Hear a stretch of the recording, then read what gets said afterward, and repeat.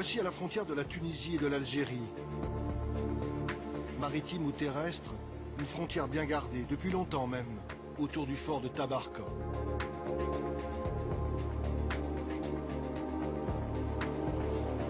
Temps mitigé ce matin, le vent souffle, il a plu. La terre surprise est très verte. Ce n'est pas encore la chaleur écrasante des jours d'été quand la masse des vacanciers passe les postes frontières de l'ouest tunisien.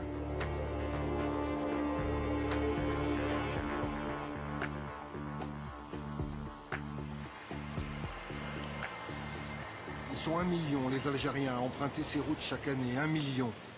Peut-être un bon signe dans cette Afrique du Nord, aux frontières parfois bien hermétiques.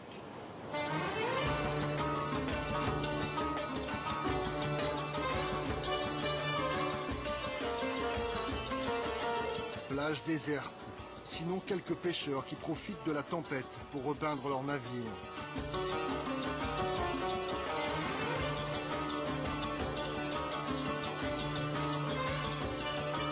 C'est la Tunisie, côté nord.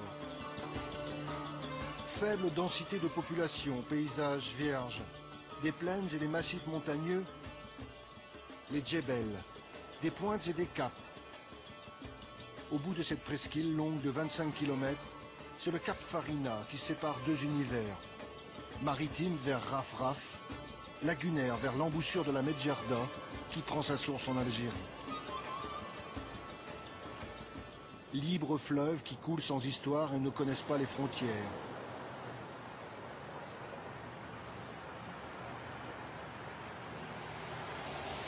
Au pied du Djebel Nadour, il y a ce peuple de l'eau, dans l'ombre des forts, vieux de plusieurs siècles. La marque de passage des multiples occupants maltais, espagnols, britanniques. Gare El-Mel, 5000 habitants.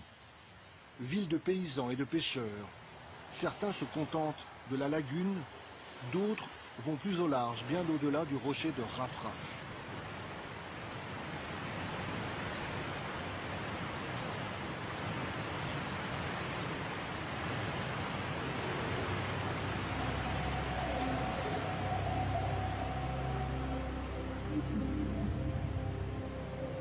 Une pointe de Tunisie dans le ventre de la Méditerranée, le Cap Bon.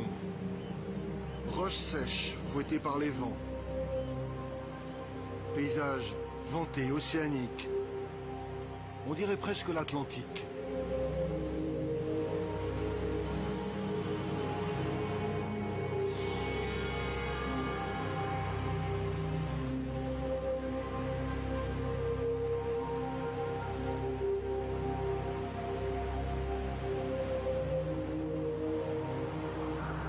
Toujours à quelques kilomètres du Cap Bon, le plus grand champ d'éoliennes de Tunisie.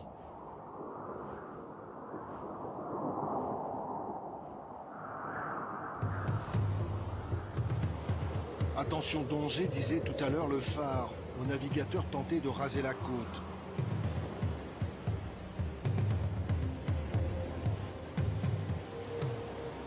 Mal on a pris à ce bâtiment rogné sur son tribord jour après jour par les déferlantes. Vertige de la rouille, dans quelques milliers de vagues, il ne restera plus rien.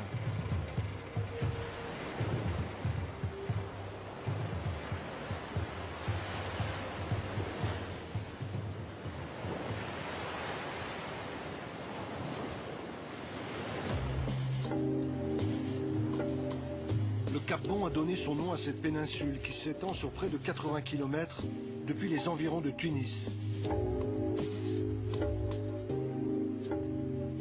Terre de travailleurs agricoles et de marins nomades, frères de la houle et des embruns, rompus à une vie de débrouille et de rigueur.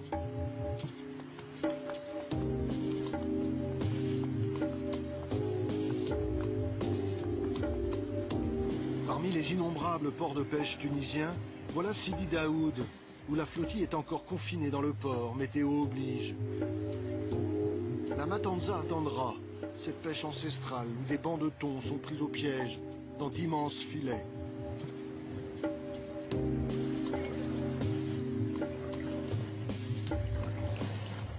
On dirait l'hiver.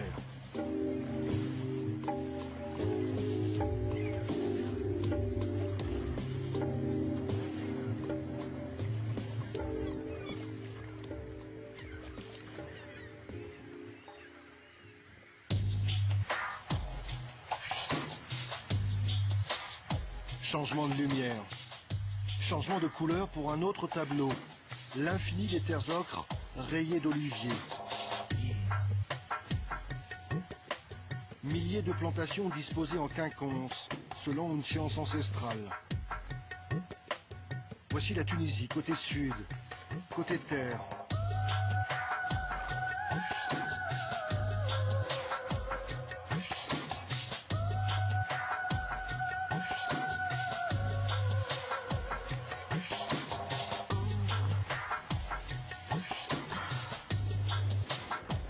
Très vite, on aborde le golfe de Gabès, qu'autrefois dans la géographie antique, on nommait la Petite Syrte.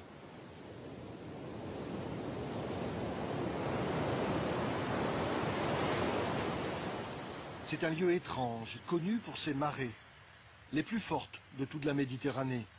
2 mètres d'amplitude environ entre la basse et la haute mer.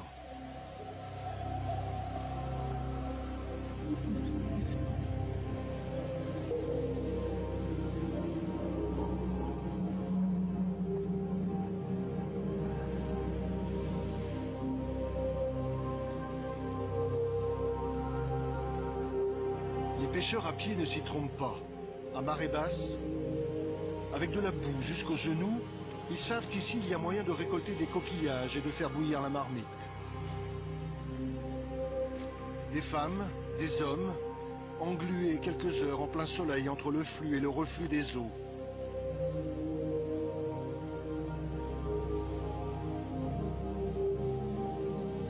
Le front qui perle et qu'il faudrait essuyer, les mains qui collent et le temps qui presse.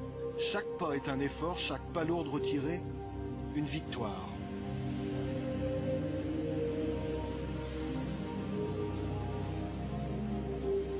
Le golfe de Gabès est réputé pour être la plus grande réserve de coquillages et de poissons de Tunisie.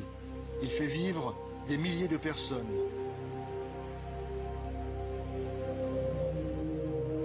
Mais qu'en sera-t-il dans l'avenir ?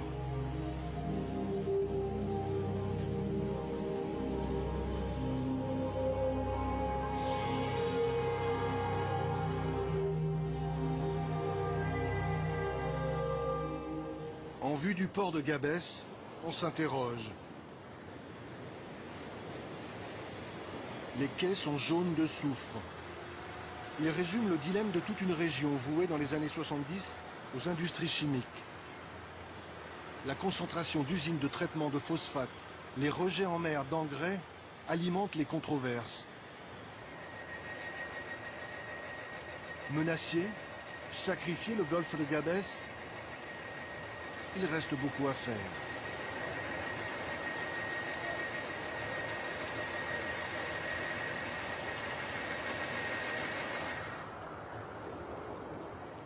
Sfax maintenant, qui compte 500 000 habitants et où l'on trouve des salines rouges presque en centre-ville.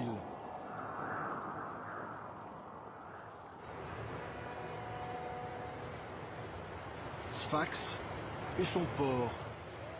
Liaison quotidienne avec l'archipel de Kerkena. On en reparlera. D'où viennent tous ces passagers, tous ces piétons et automobilistes.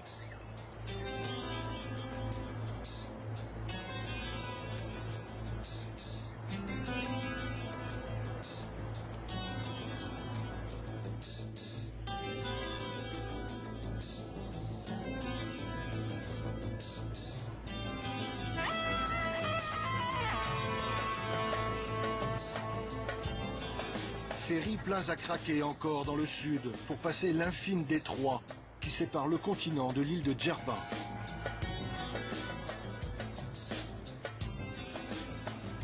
Sur la côte est de l'île, les yeux tournés vers la Libye voisine, une quarantaine d'hôtels a pris position sur une plage longue de plusieurs kilomètres, la plus belle de l'île. Tout y est pour subvenir aux besoins d'une clientèle occidentale fatiguée, avide de soleil et d'activité. Avec les sites de Monastir et de Sousse sur le continent, Djerba c'est le cœur de l'industrie touristique tunisienne. Seul un attentat d'Al-Qaïda causant la mort de plusieurs Tunisiens et étrangers viendra ternir au début des années 2000 la success story de Djerba la Douce.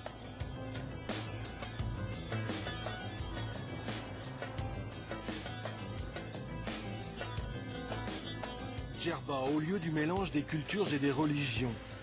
Une île chaude, en carence d'eau douce, au point de creuser des canalisations sous-marines avec le continent pour s'approvisionner.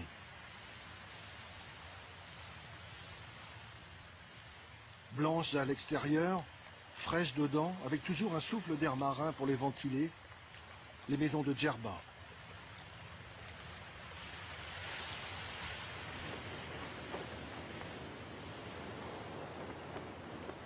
Il est 17 heures. Le vent de terre s'est levé et pousse en douceur les voiliers des pêcheurs vers le large.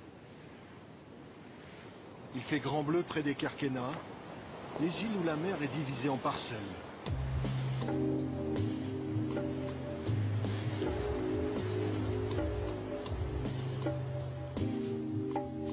À terre, il y avait le graphisme particulier des champs d'oliviers. Ici, autour de ces îles entourées de hauts fonds, l'empreinte, ce sont ces pièges à poissons. Immense géométrie.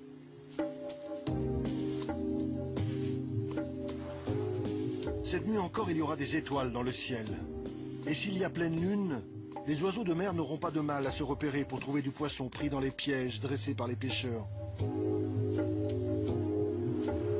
Il leur suffira de suivre la flèche et de se servir.